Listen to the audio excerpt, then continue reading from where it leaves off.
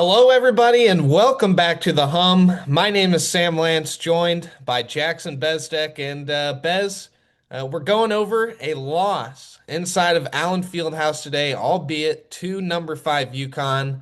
But as we kind of just talked a little bit before, no moral victories for Kansas. A loss at Allen Fieldhouse is a loss at Allen Fieldhouse. So we got some stuff to discuss here today. Again, UConn 61-56 over Kansas inside Allen Fieldhouse. Jackson and I will be reacting to the game right after this.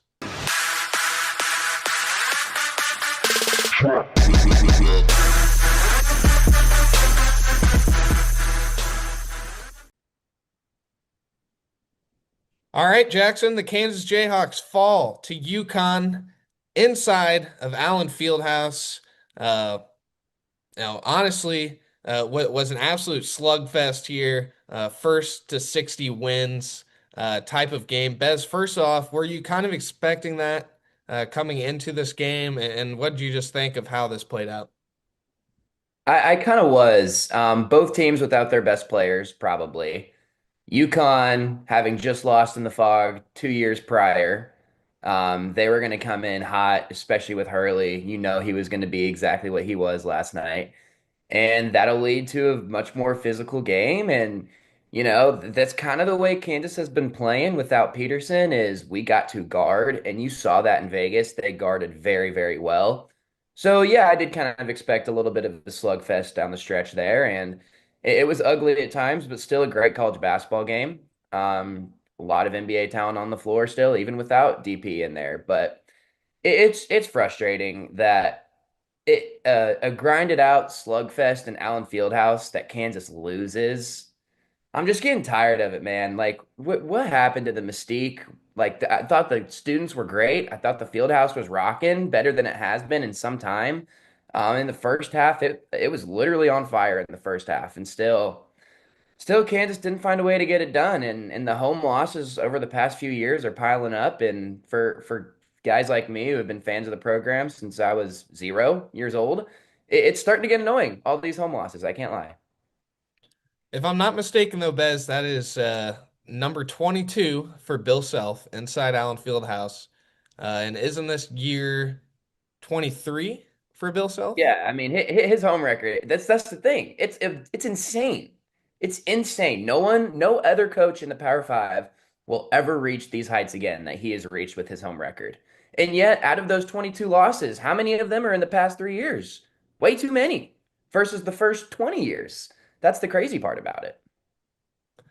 Now let's get in, Bez, to Darren Peterson a little Mhm. bit here because I think uh, a lot of people expected him to return uh, for this game. He did not return.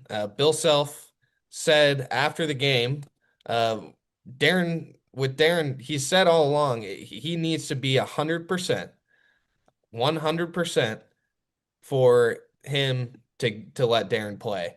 Uh, Mhm. and Darren Peterson was not 100%. Prior to this game, he was at about, I think Bill said 90 to 95%. So it's really interesting. Self said he had a really good day today. Tomorrow will be his off day. Then hopefully, if there's no setbacks, he'll be practicing with us Thursday, Friday, Saturday, full speed. Hopefully, and that's ahead of Missouri there, who Kansas plays on Sunday. And then he says, uh, you know, it was my decision as much as anything. I also sensed he wasn't quite there yet. It's now 7 straight games that Darren Peterson has missed. And I'll admit, I don't know if, even if Darren was ready, is bringing him back against UConn necessarily the smartest thing to do? I'm not exactly sure, but I know that Kansas fans are concerned. I've seen, oh, he's never gonna play again this year, this and that. Like, I think everybody needs to calm down just a little bit. Self said it before. Norm Roberts said it on After Dark last night. If he comes back, and re-aggravates the injury, he's out for a long time. Don't want that to happen. Kansas needs Darryn Peterson at his best to start Big 12 play here. So I'm on the side of caution. I know it's frustrating, but I'm on the side of caution. I'm with you there, Sam. I'm not ready to put the tinfoil hat on and jump off a cliff yet. Although, I mean, at some point, like people are starting to break. It's starting to happen. People are starting to get upset. And it's funny how the outcome of the game really changes his narrative. Because if Kansas finds a way to win last night, 59-57 or something like that, the whole narrative today is, man, another great win without DP. These guys play so hard. Protect Allen Fieldhouse. Think of how good we'll be when he comes back. And instead, because two or three plays went differently down the stretch there, now it's he's never playing again. Kick him off the team. I don't even want him on the bench. I'm done with him. We're good. We don't need like it's crazy how the Kansas outcome of fans are the that best, Bez. it's a disaster. And I guarantee if Kansas wins last night, nobody says boo about Darren Peterson never playing for a Jayhawk jersey again. It's just not going to come out. And everything that I have seen, he's been with the team. There's been stories like this that go, it happens all the time. And now it's happening to Kansas. It's kind of frustrating, right? And it's giving people flashbacks to Remy Martin. I understand that. That turned out pretty well, though, Kansas fans. Just want to put that out there. It did. Anyway, this will happen, and especially nowadays, it's going to happen where you have a stud who is NBA bound. There's no question about it. He has 20 more years of high level basketball to play in his life. He's not even halfway through it, not even close. So this is going to happen. But it shouldn't. He's been with the team. I don't see that a whole lot. He's active in huddles. I don't see that a whole lot from guys who are supposedly have quit or who don't want to be there or who don't want to play at all. Why would he be recruiting Tyron Stokes then if he didn't care? Why would he bother doing that? Why would he travel to Vegas if he didn't care? Why would he bother to get all the way out there with his team for 3 straight days, 3 straight games, 3 straight days? It just doesn't make a whole lot of sense. If he wasn't with the team, if he was only there at home games, now some of that stuff becomes justifiable. If he wasn't talking about Tyron Stokes or talking to these seniors in high school right now about how great of a coach Bill Self is, how great of an assistant that Jock Vaughn and others have been for him, if none of that was happening, sure, all of these takes are valid. But this guy seems to want to be at Kansas. He seems to take pride in being a Jayhawk. So until it comes out that he's going to miss an extended period of time, I Which don't think we can worry. That may happen, but if Bill's he's not gonna do day to day, day to day. He's not gonna do that all year. He's just not. He's gonna come that's back. not I don't think that's gonna happen either. I really do think Kansas fans will be seeing Darren Peterson in uniform on Sunday here. If everything goes well, that's pretty much what it sounds like. He'll be able to return there. Let's dive into the game a little more now, Bez. Obviously, UConn without Terrace Reed, obviously probably their best player. I think he's averaging like 15 and 8 or something like that, and he was averaging 20 and 10 before he was limited last game that dropped his averages down to 15 and 8. So UConn without their best player, Kansas without its best player. Pretty even matchup. So I think it makes this loss maybe a little bit more frustrating, but I'm gonna be honest, Bez.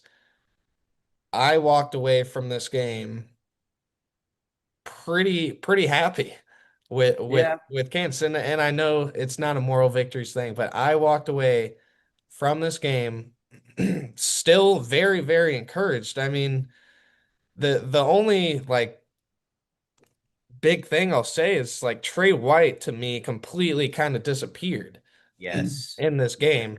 And I think maybe that was one of the biggest reasons why Kansas struggled offensively and wasn't able to get over the hump in the second half, especially because Trey White was just a nothing He, factor. And he's been so big for Kansas. And I really thought he was going to emerge to that no doubt third scorer. So that was very interesting, this game from Trey White. I think you nailed it. And I think he was thinking the same thing. And the way I saw it, he was out of control in the first half. Like wild turnovers, had that charge where he just straight up ran into a dude. He was driving down the middle, just bulldozed him over. Couple of dumb fouls 90 feet away from the hoop. Like that stuff where he came into last night. He's like, I'm the guy now. If Darren's not going to be here, I got to be the guy. And we want him to feel that mentality. I love that. And then the adrenaline starts pumping, the music's going, the crowd's losing its mind. I think he was literally just too amped up for the game last night. UConn in town, top five matchup. I'm Trey White. I'm going to show that I'm the guy. And he just got a little out of control. And then I think he lost a little bit of confidence down the stretch in the second half to where, I mean, clearly that was the worst game he's had since joining Kansas. And you heard from Illinois fans, Trey White's give and take. And he's given us give all year long. He has been excellent. He took a little bit last night, which is fine. You get a player like him, that's going to happen, but He I'm still not put up worried about 8.7 rebounds right. on an Like I'm off not night. worried about him at all. I But think he but was watch literally just too watching the psyched game, up. I honestly did not even like think about Trey White You forgot once. he was out there. There were times you forgot he was out there. Yeah. Two guys though, Bez, I think we have to give their flowers once again. Second episode in a row is Elmarco Jackson and Jamari McDowell. I mean, those two guys have been absolutely nails for Kansas. In the first half, First. Elmarco and Jamari were the guys who kind of Yep. willed Kansas in that first half. And I thought it was interesting from Hurley post game. Uh, in the second half, obviously Kansas, you know, just couldn't get anything going offensively. Hurley said the plan the whole game, they didn't change anything second half. The plan the whole game was to go under screens and not let Flory get behind them. He said Kansas made threes and jumpers early, didn't think that was sustainable. So they wanted to just keep I packing the didn't either. paint and make Kansas shoot. And in the second half, I think it was more of just the shots didn't fall for Kansas in the second half. I want to check the second half box here. Yeah, Kansas 13 of 31 from the field, 4 of 11 from three in the first half. In the second half, that turns into uh, 1 of 4, or sorry, no, 5 of 20. I was reading just Marco for a second. I was like, that's just not right. 5 of 20 from the field and 1 of 7 from three. Bez, That's bad, man. five Bad. field goals in one half is not good at all. No. No, and the thing with the second half numbers, shot quality went down as well. It wasn't that it just weren't falling. Like all of a sudden Jamari had a hand in his face. All of a sudden, I mean, in the first half, they were going under Melvin's ball screens, yes. Dude, the second half, they over exaggerated it to the max. They're like, we're gonna go under as you bring the ball up. Melvin's guy was sitting on the free throw line, ready to already go under the ball screen. He was fully prepared. And there was a little, I don't want to say timidness from Melvin because, he's a very experienced player, not at this level, but he's played a lot of ball. So he understands what's a good shot, what's a great shot.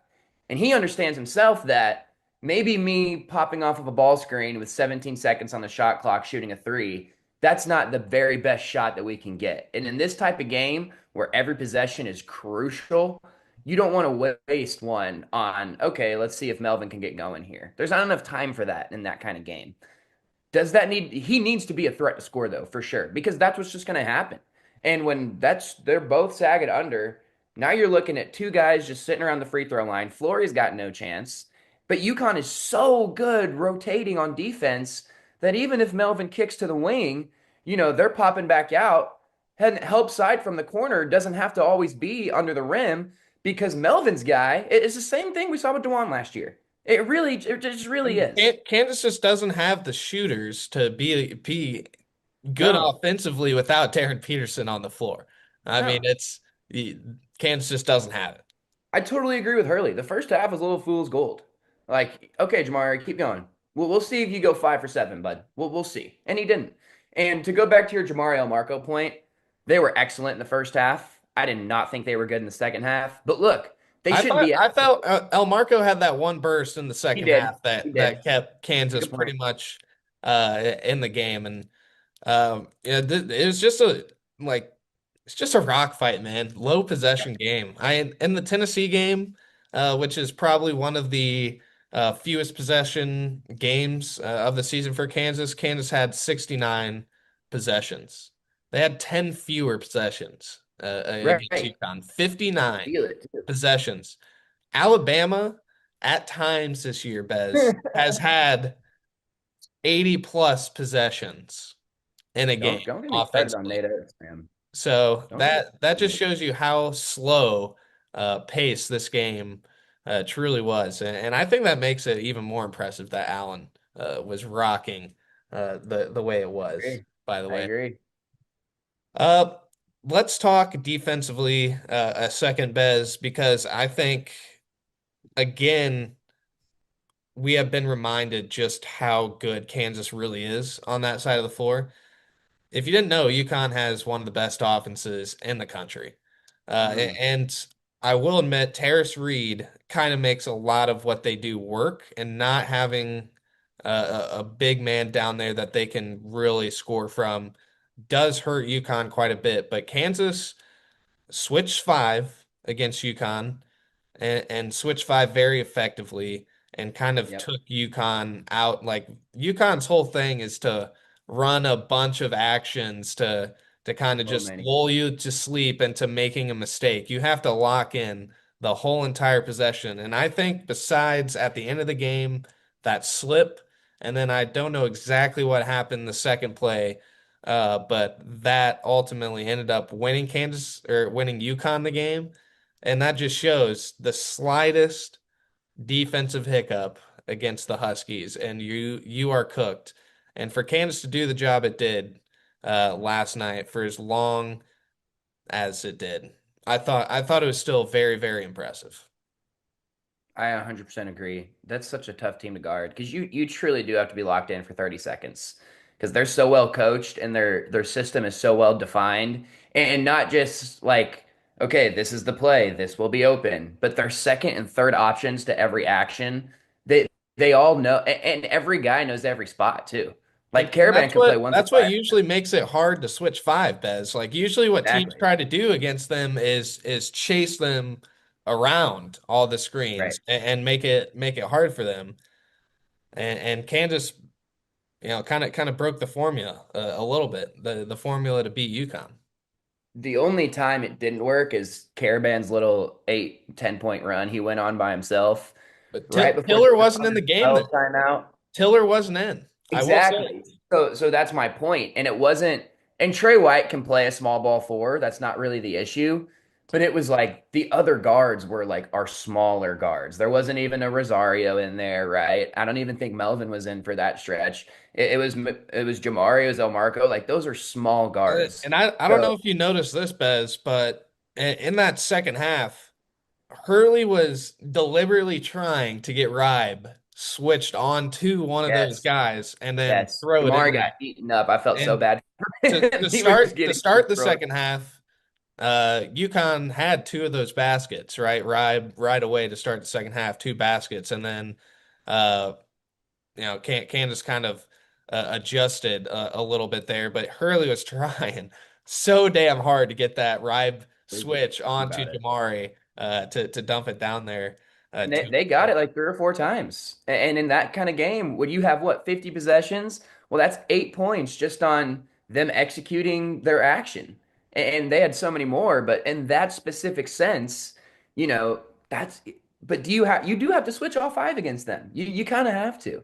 You're almost and Caravan is such a matchup problem without Tiller in there. Oh my gosh. Because Flory, he can't stay in front of him laterally, and nobody else can handle him within 15 feet of the rim.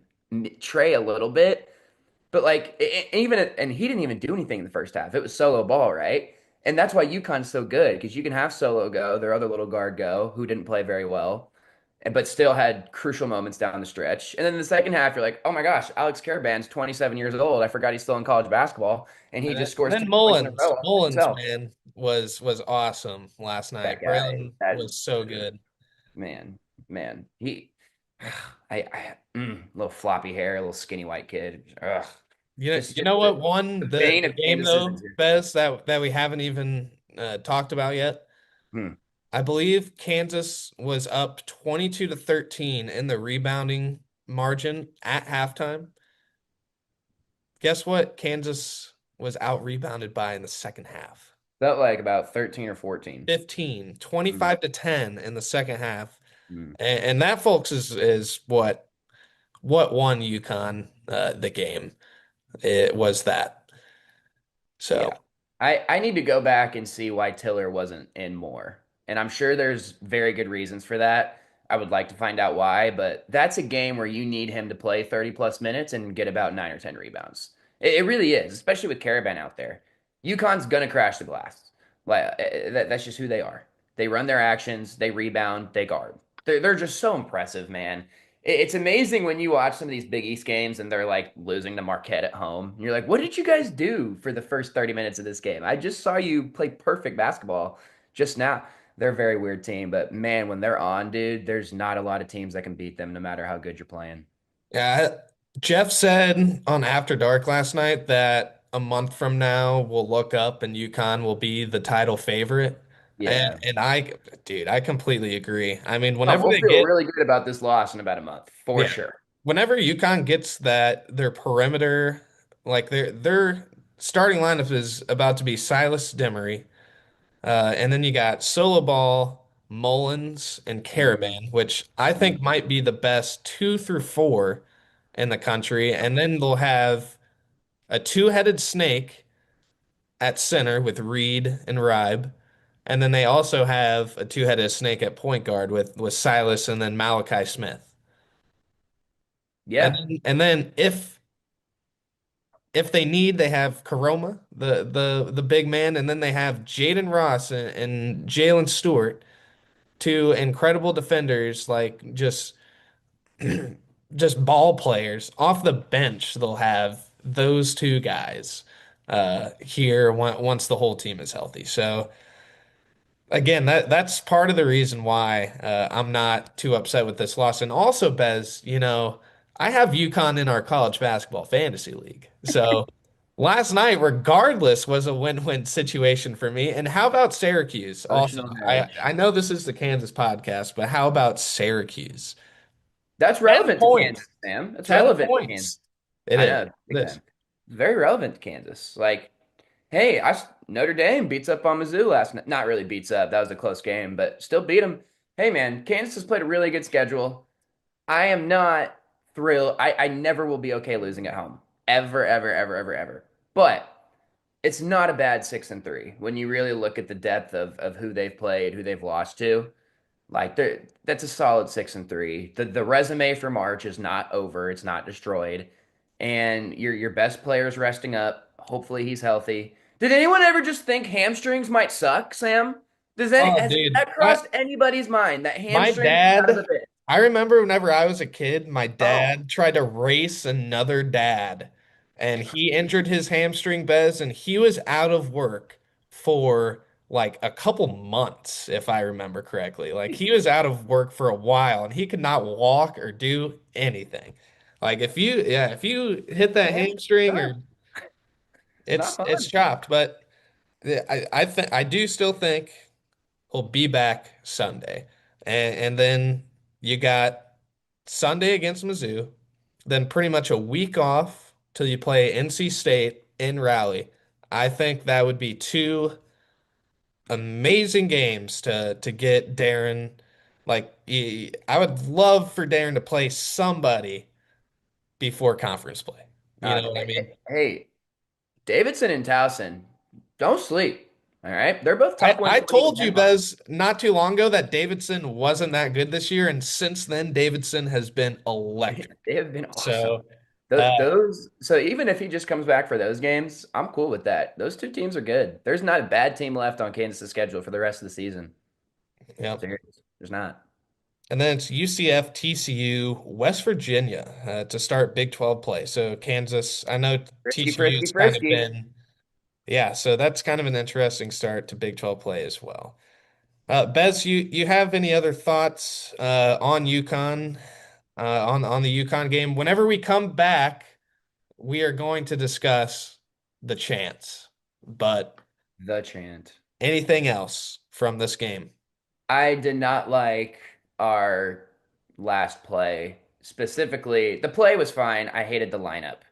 You got Rosario on the bench, you got Jaden Dawson on the bench, and you were down three.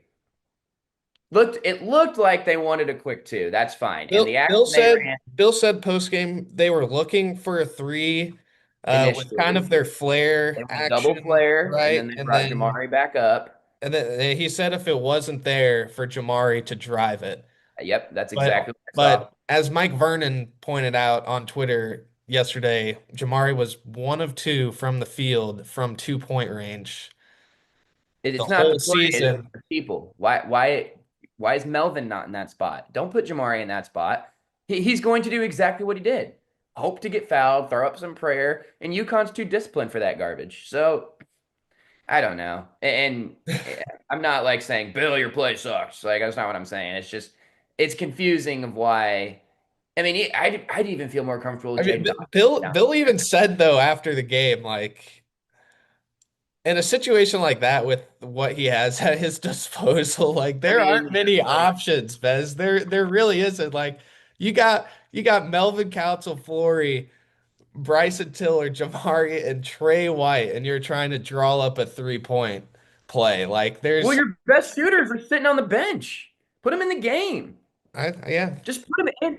And just putting them in at least throws the alarm off on UConn's head, like, oh, they might get an action for Rosario here. So at least you're thinking about it. Nobody's thinking about an action for Jamari. Nobody's thinking about it Those because it's players, not like a Kansas game. did run that just so horribly. I mean, Yeah, neither and the screens screen were was lazy. impactful. No, no, it was lazy. It was they jogged like it was bad execution more than anything, but just a frustrating end.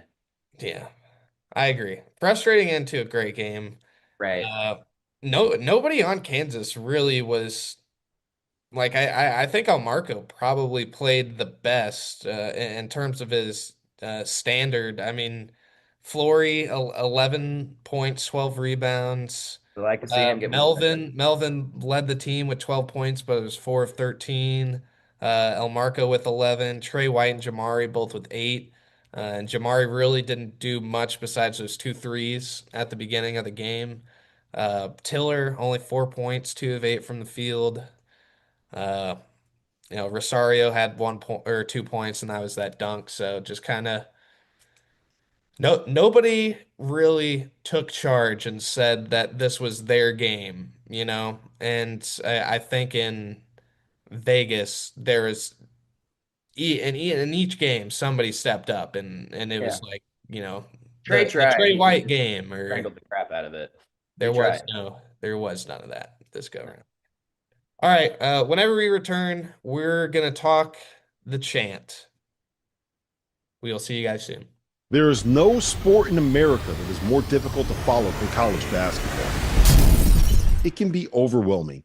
That's where the Field of 68 Daily comes into play. The Daily is your go-to source for injury updates, recruiting news, and transfer portal additions that actually matter. For just $50 a year, get access to the same information that your favorite team's coaching staff is subscribed for. Quality content can be hard to find in the college basketball space. The Daily is here to help you with that. Welcome back, everybody, to the Hum. We're just gonna chat the chants here really quick. If you did not hear, see, whatever, the Kansas fans chanted Mm. multiple times at Dan Hurley, F Dan Hurley. It happened, I think, the first time at one of the media timeouts, and then UConn was at the line shooting free throws. You could hear it, and then it kind of, you know, was quieter in the second half, but definitely came up in the second half a couple times. The PA announcer even said, uh, made an announcement to cut it out, basically. in Allen Fieldhouse, and Bill Self said after the game he verbally said to knock it off. I don't like this, Bez, whatsoever. I agree. I 100% agree. Allen Fieldhouse is supposed to be like I don't know really the words to describe it. Like the class of the sport, is that maybe the way to say it? It's Yeah, like, it's the cathedral of I college grew up a St. basketball. Louis Cardinals fan, Bez. It's like Busch Stadium, right? Like is the best fans in baseball. Somebody makes a great play on the other team, you stand up and clap. Like, somebody does something great, you stand up and clap. And I know for the most part that Kansas fans, I mean, I've seen UConn fans all over Twitter praising how awesome Kansas fans are, how awesome the environment is.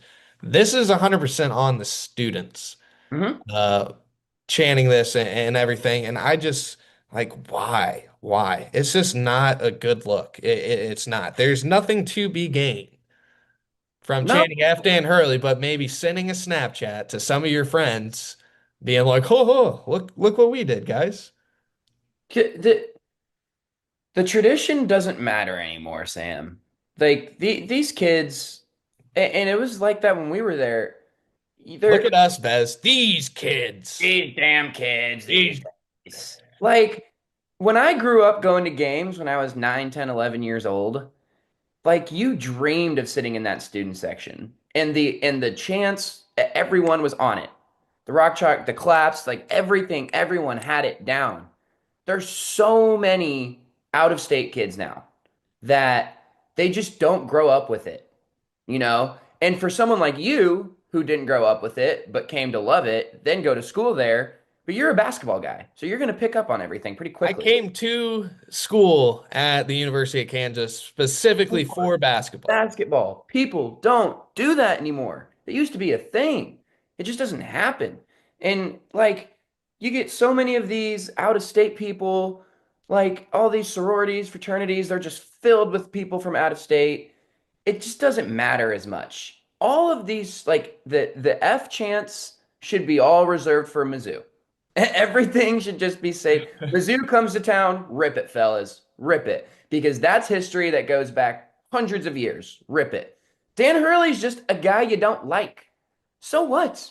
You're not supposed to be any little brother syndrome. That's what it is. It's little brother syndrome. Kansas is supposed to be the cream of the crop. So any coach that comes in there is the second best coach in the game. That's what it is. And by you doing that, you're putting him on a pedestal that he doesn't deserve to be on in Allen Fieldhouse. That's really what's happening. And it needs to stop. It needs to stop. It's the cathedral of college basketball. You can't even drink there, Sam, because you don't drink at church. You don't cuss at You church. can drink there, but not.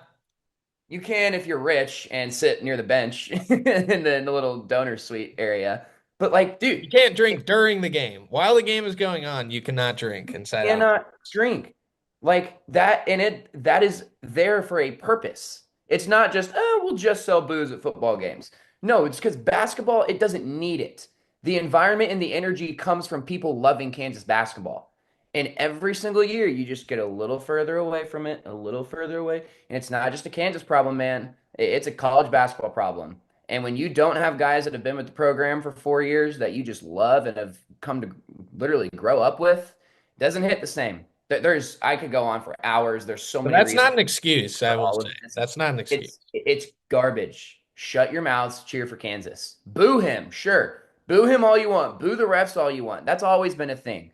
But I have never went to a game outside of a Mizzou game where they're chanting stuff like that. Like transfer. Go somewhere else where that's okay. Go to K-State where you can chant whatever the heck you want, whenever the heck you want. They do not care because there's no tradition there. Negative tradition there. There's real historical tradition of why Kansas does things that Kansas does. And coming in and doing crap like that kind of ruins it a little bit. At least it does for me. I mean, I couldn't have said it better, Bez. So thank you. I figured you would have a good response to that. Teed me Uh, up. guys, that's all we got today. I just got about 3 to 4 hours of sleep, and shortly after this, we're heading to Fayetteville, Arkansas for Arkansas Louisville, Bez. So the grind does not stop. No way. I'm so happy that Great game. We've hit December and we've kind of now hit the like, all right, game's on like Again. all the time. Mhm. Let's get going. We know the players now. We know these teams a little bit. We know where everybody is. Yeah. Yeah, exactly. Let's get into it. So, all right, y'all. Thank you for